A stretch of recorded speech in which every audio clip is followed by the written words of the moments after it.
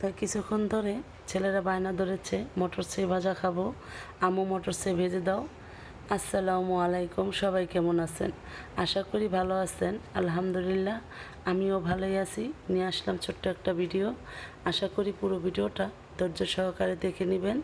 এই মটর ছুঁইগুলো যখন সিজন ছিল তখন নিয়ে আসছিল আপনাদের ভাইয়া, তখনই আমি পরিষ্কার করে ফ্রিজে রেখে দিয়েছিলাম।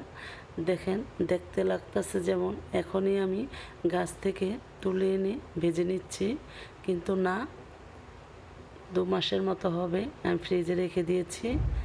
তা যাই হোক, এখন ছেলেদের ভেজে দিচ্ছি, ছেলেরা খাবে বলে। আর আপনারা হয়তো অনেকেই জানেন আমার ছোট ছেলে কোনো সবজি বলতেই খায় না, একমাত্র আলু খায়।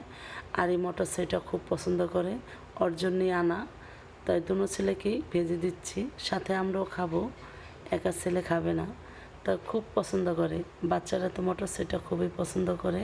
তাই বাচ্চাদের জন্য সিজন যখন থাকে তখনই ফ্রিজে রেখে দিলেই ভালো হয়, কারণ সব সময় এটা পাওয়া যায় না।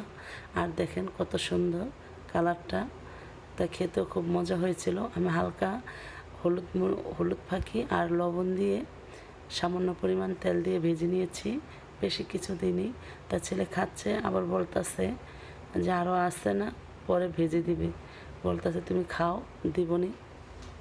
তা ছেলে গরম দেখে ভালো করে খেতে পারতেছে না, অল্প অল্প করে খাচ্ছে। তা ছেলেদের খেতে খুব পছন্দ করে মটর ছুঁইটা। তো দোনো ছেলেকে দিয়েছি খেতে, তোমরা খেয়ে নাও। তা সবাই ভালো থাকবেন, সুস্থ থাকবেন। আমার ভিডিওটা এই পর্যন্তই। আল্লাহ হাফেজ।